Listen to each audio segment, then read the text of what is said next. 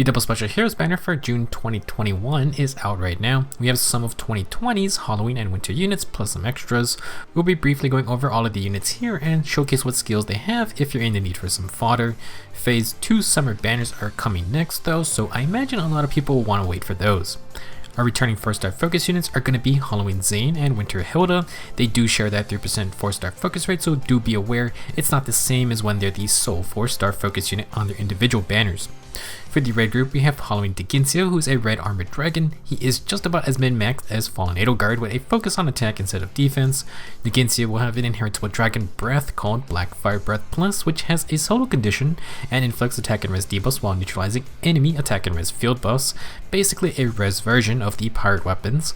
A lot of dragons have unique dragon stones already, but this ain't a bad weapon if you're in the market for a solo type build.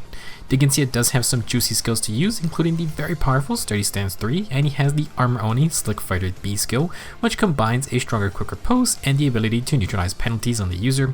For super defensive units, tier 3 dual stances are very powerful for their guard effects, so definitely worth grabbing. Next is Harmonized Winter Altina and Sanaki. Basically, Harmonized Altina is just about the same as Mythic Altina, except she's an infantry unit, which gives her access to different skills.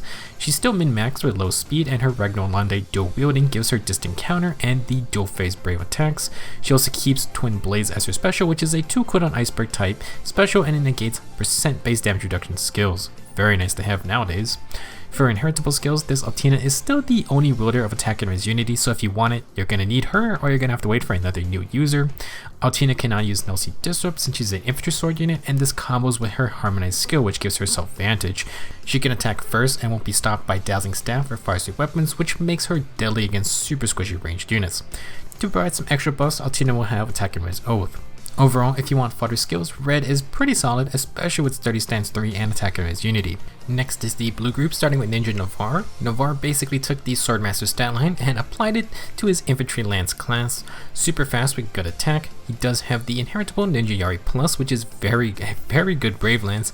It has 1 more might and grants +4 speed instead of taking it away in exchange for -4 defense and res. For the most part, pretty worthwhile trade whether you want the extra damage or you want to try a quad attacking build. As an example, Fernand has super high base attack and not the worst speed stat. He can utilize the Ninja Yari with some speed stacking skills to become quite deadly, especially if he does happen to quad someone. These ninja weapons can make some super interesting builds, especially with something like Flashing Blade 4, which Navarre also has.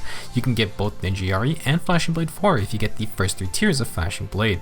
If you would instead prefer low speed and defense, then that is another option. Navarre is a crazy fast lance unit, but he also has some top tier skills. Joining Navarre is Winter Hilda, one of our 4-star focus units. She's a lance armor unit and is also the fastest lance armor by a mile. Hilda can run some annoying speed builds with things like Special Fighter. She does have an inheritable weapon, the Candy Cane Plus. This weapon grants +5 attack and defense and inflicts guard if you're within 2 spaces of an ally. Another pretty good option for Fernand.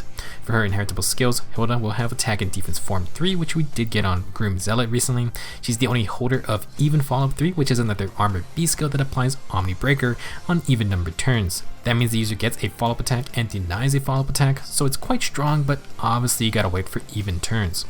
Blue has some really good inheritable lances, so if you wanted to build one of our million lance cavalry units, then you can use some of these. Next is the green group, starting with Winter Bernadetta. Winter Bernie is a green mage cavalier with fantastic attack and speed stats. Her unique tome is a bit odd, but has potential to synergize with a lot of different units. If Bernie starts to turn at full HP and has allies within 2 spaces, she deals 1 damage to herself and all of those allies. Additionally, if Bernie has less than 100% HP, she gains +6 attack and speed and 30% damage reduction on the enemy's first hit. Obviously, her wrist will basically activate itself, however this can benefit other units who just need to be under 100% HP. For example, if you're using that new Resplendent Crom skin, he can borrow the Sealed Falchion from his cavalry form, and he will fully activate it since he's not at full HP. This will also apply to Brave Lysithea, who gets her free follow-up plus Desperation effect. The 1 recoil damage can also counter enemy units who need foes on full HP, like Tabarn. It is very strange, but there are use cases for this weapon effect. If you don't care about using Bernie, well then she has 3 amazing skills to grab. Attack and Speed Solo 4, Low Speed and Res 3, and Rouse Attack and Speed 3 are all great for any attack and speed focused units. You really can't go wrong with inheriting any of those. For our next unit, we have Duo New Year's Peony and Triandra. This time Peony is a green flying mage and does have pretty high speed. She is however still a dancer, and she still has the same Gentle Dream unique dance ability. What makes dual Peony really strong is that her dual skill is another dance ability, and this one does work on other dancers. That is not usually the case, so Peony can set up some really wild dancer chains, and just in general she can dance twice in one turn if necessary. If you're an arena fan, then dual Peony will also have that higher BST built in. For her weapon Bond of the Alphard, this grants +6 attack to all allies within cardinal directions of Peony. You can combo this with her joint drive attack for +10 attack during combat. For her other inheritable skills, Peony has attack and speed bond 4, and then Res Cantrip is a dancer only debuffing skill. I actually don't know if these dancer B skills trigger off of Peony's dual skill. Regardless, dual Peony is insanely useful for a variety of reasons: buffs, mobility, and the ability to double dance or refresh a fellow dancer. In terms of skill fodder, green has solid options in every slot. Last, for Colorless, we start with Halloween Xane. He's a colorless infantry mage who is kind of a meme unit, but also not really. He has the highest base HP for any mage, but his other stats are just all okay. This is because Xane has a unique weapon, Joker's Wild, and this is definitely one of the wildest and fun weapons in the game. In addition to actually granting another +5 HP, Joker's Wild copies the highest stat from allies within 2 spaces. This means Xane essentially borrows all the best stats from his team, and you can create some hilarious scenarios. Keep in mind, it always takes the highest stat from Xane's allies, so if the only nearby ally is a level 1 unit, Xane will lower his stats to match. This also includes field boss and debuffs, so Ashera's new No Panic would be great for Xane shenanigans. If you enjoy a good meme or like screwing around, Xane is a very fun unit. Now for his inheritable skill, you can get Reposition with either Attack and Res Form 3 or Infantry Hex Blade. Both are actually quite rare, with Attack and Res Form only being on Xane, and Infantry Hex Blade can only also be found on Hubert. Infantry Hexblade is interesting as it provides adaptive damage to adjacent physical damage infantry allies. The only exception is beast units. For a 4-star focus unit, Xane offers some very unique things. Last up, we have Winter Sephiran, who is one of only 2 armored healers. He's basically Winter Erica with more attack and res. For his staff, Sephiran has 10 and Baton Plus, which grants +2 defense and res, and the guard effect to allies within 2 spaces. Being able to provide AoE guard for teammates is pretty dang cool, especially if you just want to stick together with other tanky units. To complement this more defensive playstyle, Sephiran has Odd Recovery 3. It restores 20 HP and neutralizes penalties on allies within 2 spaces every odd number turn, so it can be a really fantastic cleanse for the whole team.